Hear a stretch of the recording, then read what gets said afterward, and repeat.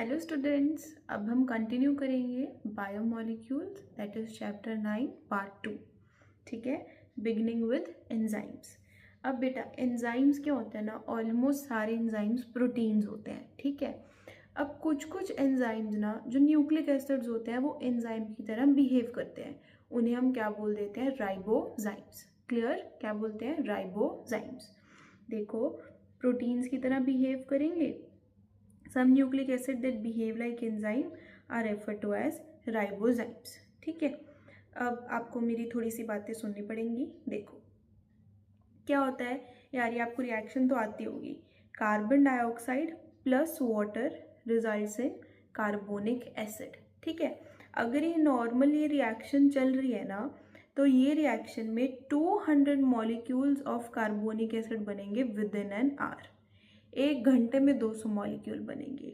But अगर ये ही reaction in the presence of enzyme हो, ठीक है, in the presence of enzyme हो, तो within 1 second 600,000 molecules of carbonic acid बनेंगे।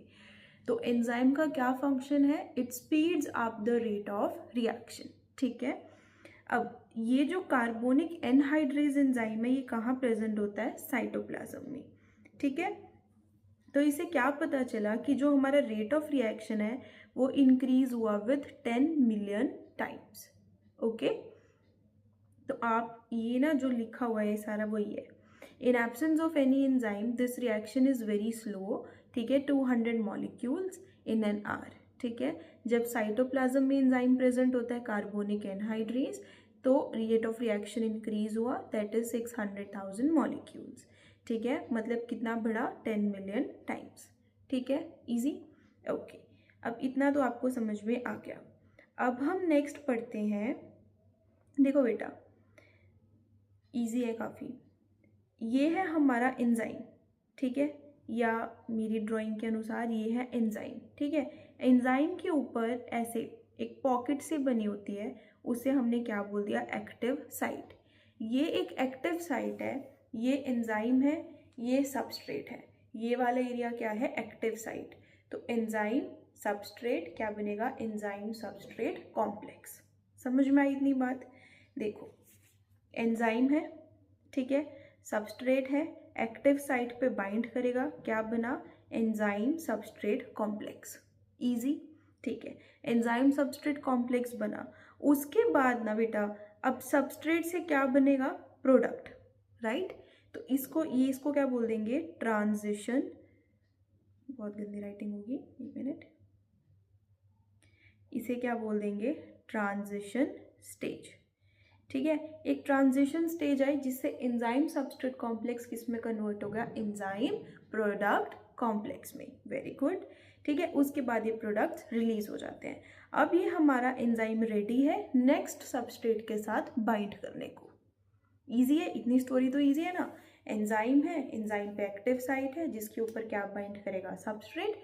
एंजाइम सबस्ट्रेट कॉम्प्लेक्स बना, फिर क्या है, ट्रांजिशन पीरियड। उसके बाद क्या बनता है, एंजाइम प्रोडक्ट कॉम्प्लेक्स। फिर क्या रिलीज होते हैं, प्रोडक्ट्स। इजी।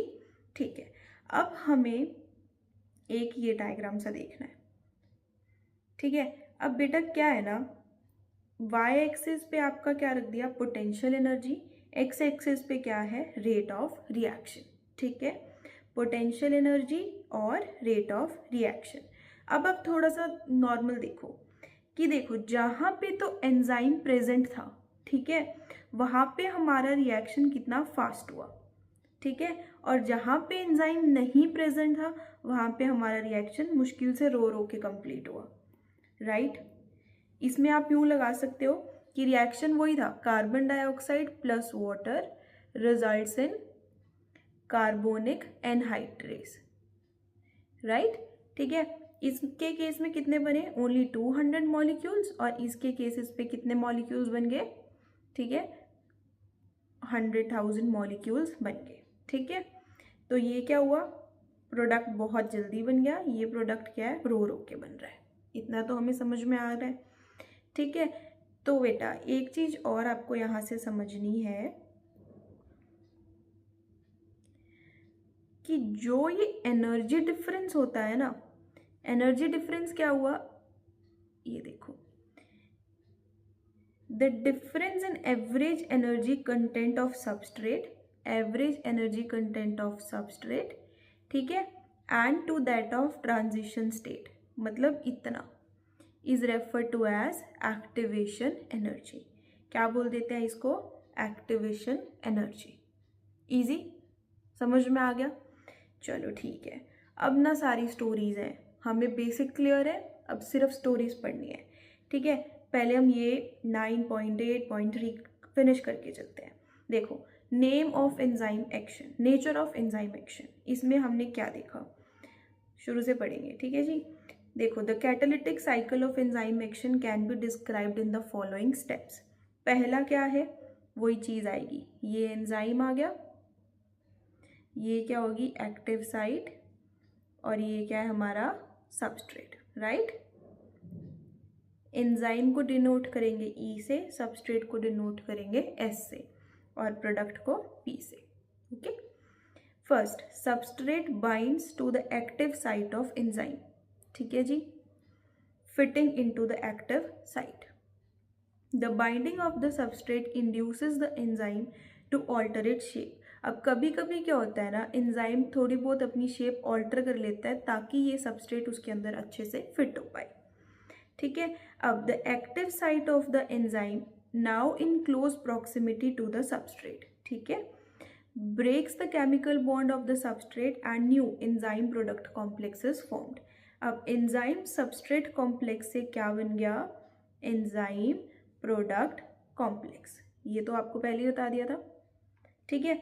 अब फोर्थ पॉइंट क्या होता है, द एंजाइम रिलीजेस। अब ये जो एंजाइम प्रोडक्ट कॉम्प्लेक्स बना, इससे क्या हो जाएगा, प्रोडक्ट्स रिलीज्ड हो जाएंगे और हमारा एंजाइम रेडी है फॉर द नेक्स्ट रिएक्शन, ठीक है, वही लिखा हुआ है। The enzyme releases products of the reaction and the free enzyme is ready to bind with another molecule of substrate and run through the catalytic cycle once again. Easy? आ गया था ना आपको ये? ओके, अब नेक्स्ट, ठीक है, अब इसको भी पढ़ ही लेते हैं। देखो, वैसे तो आपका ये भी पार्ट कवर हो चुका है, आपको एक ही चीज़ को बार बार पढ़ा रही है मैडम, पर देख लो यार। देखो, अब ये जो सबस्ट्रेट था, ठीक है, वही चीज़ ही है, एंजाइम है, ठीक है, ये सबस्ट्रेट है, और यहाँ पे क्या थी, एक्टिव साइट। देखो, substrate bind to the enzyme at its active site, clear है तो हमें, ठीक है। What is active site, given pocket और क्लेफ्ट, ठीक है जी। क्या बना, एंजाइम सबस्ट्रेट कॉम्प्लेक्स, फिर उसके बाद क्या बनती है, देखो मैंने बोला ही था, एंजाइम सबस्ट्रेट कॉम्प्लेक्स, फिर क्या आएगी एक ट्रांजिशन स्टेज, फिर क्या बनता है एंजाइम प्रोडक्ट कॉम्प्लेक्स, ठीक है। तो आप देख सकते हैं एंजाइम सबस्ट्रेट कॉम्प्लेक्स बना, फिर आपको क्या दिखा, so called transition state structure, दिख गया आपको ट्रांजिशन स्टेज, ठीक है। फिर क्या बनता है एंजाइम प्रोडक्ट कॉम्प्लेक्स। वैसे तो मैं आपको ये पहले भी बता चुकी हूँ, ये आपको हमेशा याद रखना है कि वाई एक्सिस पे क्या है, पोटेंशियल एनर्जी, एक्स एक्सिस पे क्या है, एक्स एक्सिस पे क्या होता है, प्रोग्रेशन ऑफ रिएक्शन, ठीक है। एक्टिवेशन एनर्जी आपको बता दी थी, क्या है difference between the energy of substrate as well as the transition state energy, और वो वाली एनर्जी को क्या बोल देंगे, एक्टिवेशन एनर्जी। इतना समझ में आ गया, ठीक है। तो ये भी कवर हो गया, ये भी हो गया, ठीक है बेटा। अब यहाँ पे ना एक छोटा सा पॉइंट रह गया है कि बेटा क्या होता है ना, जैसे ग्लूकोज से हम 2-पायरुविक एसिड में कन्वर्ट करते हैं, ठीक है। तो क्या होता है ना, it is a 10 step procedure, ठीक है। इसमें 10 डिफरेंट एंजाइम्स लगते हैं, ठीक है। तो इस प्रोसेस को क्या, या इस पाथवे को क्या बोल देते हैं, मेटाबॉलिक पाथवे। क्या बोला जाता है, मेटाबॉलिक पाथवे। देख सकते हो, a multi step chemical reaction when each of the step is catalysed by the same enzyme complex और different enzyme, it is referred to as metabolic pathway. किसका कन्वर्जन, ग्लूकोज का कन्वर्जन टू 2-पायरुविक एसिड। अब same आपको कहाँ देखने को मिलेगा, east की होती है फर्मेंटेशन, ठीक है, उसमें ग्लूकोज का कन्वर्जन होता है टू इथेनॉल और एल्कोहल, उसमें भी सेम सीन है, ठीक है। अब हम कंटिन्यू करेंगे फैक्टर्स अफेक्टिंग एंजाइम एक्टिविटी, ठीक है। अब 3 है ये, क्या क्या, temperature, pH, concentration of substrate, ठीक है। बेटा टेम्परेचर और पीएच का क्या रहता है, एक पर्टिकुलर टेम्परेचर और एक पर्टिकुलर पीएच है जिसमें हमारा एंजाइम मैक्सिमम एक्टिवेट होता है, ठीक है। उसे टेम्परेचर को बोलते हैं ऑप्टिमम टेम्परेचर, पीएच को बोल दिया जाता है ऑप्टिमम पीएच, ठीक है। अगर कम टेम्परेचर है और कम पीएच है उस ऑप्टिमम टेम्परेचर से, तो आपका एंजाइम क्या रहेगा, इनएक्टिव, ठीक है। अगर उस ऑप्टिमम टेम्परेचर या ऑप्टिमम पीएच से आपका एंजाइम का टेम्परेचर ज़्यादा है, तो आपके प्रोटीन्स उसमें क्या हो जाएंगे, डीनेचर हो जाएंगे। समझ में आ गया, ठीक है। अब आप ये इसको कर्व भी समझ में आ गया, ये ऑप्टिमम पीएच है, ये ऑप्टिमम टेम्परेचर है, कम है तो इनएक्टिव, ठीक है, ज़्यादा है तो क्या हो जाएंगे, डीनेचर। इजी, दोनों कवर हो गए। अब नेक्स्ट, अब हमारे पास लास्ट है सबस्ट्रेट ऑन एंजाइम एक्टिविटी, ठीक है। अब इसमें भी क्या रहता है ना यार, देखो अब आपके पास टोटल सबस्ट्रेट्स हैं 10, ठीक है, टोटल एंजाइम्स हैं 8, ठीक है। तो 8 एंजाइम है तो कितने सबस्ट्रेट बाइंड कर सकते हैं, 8 सबस्ट्रेट बाइंड कर सकते हैं, मतलब, ठीक है, 8 एंजाइम्स हैं, ठीक है, 10 सबस्ट्रेट हैं, कितने एंजाइम सबस्ट्रेट कॉम्प्लेक्स बनेंगे, 8, ठीक है। वो 2 सबस्ट्रेट्स वेट करेंगे, ठीक है। अब आप खुद देखो, अगर एंजाइम सबस्ट्रेट कॉम्प्लेक्स ज़्यादा बने हैं तो एंजाइम प्रोडक्ट कॉम्प्लेक्स भी ज़्यादा हुए। अब जो आपका प्रोडक्ट होता है ना, velocity is equal to product by time, ठीक है। अगर प्रोडक्ट्स ज़्यादा बने तो वेलोसिटी भी ज़्यादा हुई, ठीक है। अब आप देखना, with the increase in substrate concentration, ठीक है, सबस्ट्रेट की कंसंट्रेशन बढ़ी तो velocity of the enzyme reaction rises at first, जो आपकी वेलोसिटी है एंजाइम रिएक्शन की उसने क्या करा, राइज करा, ठीक है। अब the reaction ultimately reaches its maximum velocity, ठीक है, दैट इज वी मैक्स, बहुत जल्दी कहाँ पहुँच गया, वी मैक्स के पास, विच इज़, अब इसके आगे वो एक्सीड नहीं कर पाता, ठीक है, which is not exceeded by any other further rise in concentration of the substrate.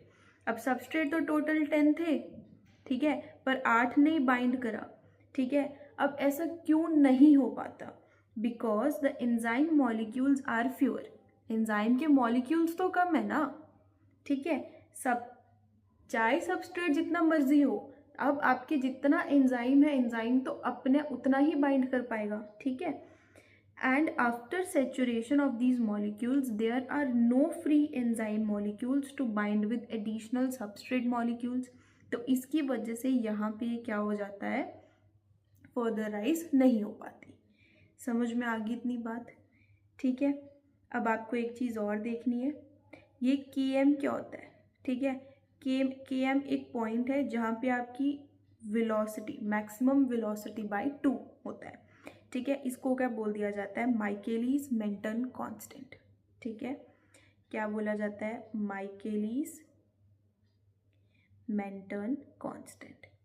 ये एक ऐसा पॉइंट है जहाँ पे आपकी वी मैक्स क्या होता है, हाफ, ठीक है, ठीक है। वी मैक्स आगे क्यों नहीं बढ़ पाता, क्योंकि एंजाइम सबस्ट्रेट कॉम्प्लेक्स बन चुके हैं और एंजाइम्स अवेलेबल नहीं है।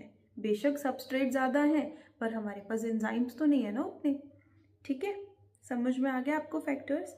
अब हम पढ़ेंगे इनहिबिटर्स के बारे में, ठीक है। अब इनहिबिटर्स में भी आप देख सकते हैं, the activity of the enzyme is sensitive to specific chemicals, ठीक है। अब जो एंजाइम एक्टिविटी होती है ना, वो सेंसिटिव होती है टू द केमिकल्स, ठीक है। किसके सेंसिटिव होती है, केमिकल्स के। इन केमिकल्स को क्या बोला जाता है, इनहिबिटर्स। क्या बोला जाता है, इनहिबिटर्स, ठीक है। ये केमिकल्स क्या करते हैं ना, देखो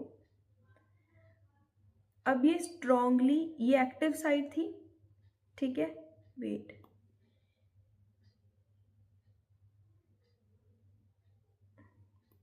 अब ये क्या थी, एक्टिव साइट, ठीक है, ये एक्टिव साइट है, ठीक है बेटा, इस पे आके पहले ही कॉम्पिटिटिव इनहिबिटर लग गया। What is competitive inhibitor? That is your chemical, ठीक है, इससे पहले ही आके ये केमिकल यहाँ पे अटैच हो गया, तो सबस्ट्रेट बाइंड कर ही नहीं पाया। अगर सबस्ट्रेट बाइंड कर ही नहीं पाएगा तो वो रिएक्शन कंटिन्यू ही नहीं होगी। समझ रहे हो आप मेरी बात?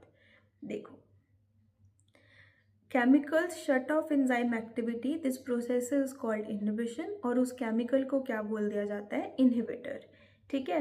When the inhibitor closely resembles substrate, अब ये जो इनहिबिटर है किसके जैसा दिखता है? सेम टू सेम सबस्ट्रेट जैसा, ठीक है, इन इट्स मॉलिक्यूलर स्ट्रक्चर, ठीक है। तो इस प्रोसेस को इनहिबिट करता है, that is known as competitive inhibitor. आजकल वैसे भी कॉम्पिटिशन बहुत ज़्यादा है, तो क्या है कि ये एंजाइम है, एंजाइम के साथ किसने बाइंड करना था? सबस्ट्रेट ने, पर सबस्ट्रेट के जैसे मिलता जुलता उसका भाई आया, कौन? इनहिबिटर। इनहिबिटर ओरिजिनली क्या है? केमिकल। ये केमिकल किसके साथ बाइंड कर गया? एंजाइम के साथ, और सबस्ट्रेट देखता ही रह गया। इसे क्या बोल देते हैं? Competitive inhibitor. अब दूसरा क्या आ जाता है? नॉन कॉम्पिटिटिव इनहिबिटर, ठीक है बेटा। जो हमारे नॉर्मल एंजाइम्स होते हैं ना, उस पे आपके कॉम्पिटिटिव इनहिबिटर्स या सबस्ट्रेट किस पे बाइंड करते हैं? एक्टिव साइट पे, ठीक है। नॉन कॉम्पिटिटिव इनहिबिटर के केसेस में ये कहाँ पे बाइंड करते हैं बच्चे? एलोस्टेरिक साइट पे। कहाँ पे बाइंड करेंगे? एलोस्टेरिक साइट पे। इसे क्या बोला जाता है? Non competitive inhibition. Easy. Substrate पे बाइंड नहीं करेंगे, एलोस्टेरिक पे करेंगे, ठीक है, ओके। अब नॉन कॉम्पिटिटिव इनहिबिटर के एग्जाम्पल क्या है? इनहिबिशन होती है सक्सिनिक डिहाइड्रोजिनेज की। कैसे होगी? जो सक्सिनेट है ना, वो एक सबस्ट्रेट है, सक्सिनेट जैसा ही मिलता जुलता केमिकल है मेलोनेट, वो क्या है? इनहिबिटर है, वो पहले ही आके बाइंड कर जाता है, तो क्या होने लग जाते हैं? इनहिबिशन, ठीक है। और सेकेंड क्या है? सच कॉम्पिटिटिव इनहिबिटर्स और कौन से हैं? कंट्रोल ऑफ बैक्टीरियल पैथोजेंस, ठीक है। आज के लिए इतना बहुत है, कल हम कंटिन्यू करेंगे classification and nomenclature of enzymes, cofactors, और आगे के 1-2 पेजेस रहते हैं वो कंप्लीट कर लेंगे, ठीक है। Thank you, bye bye.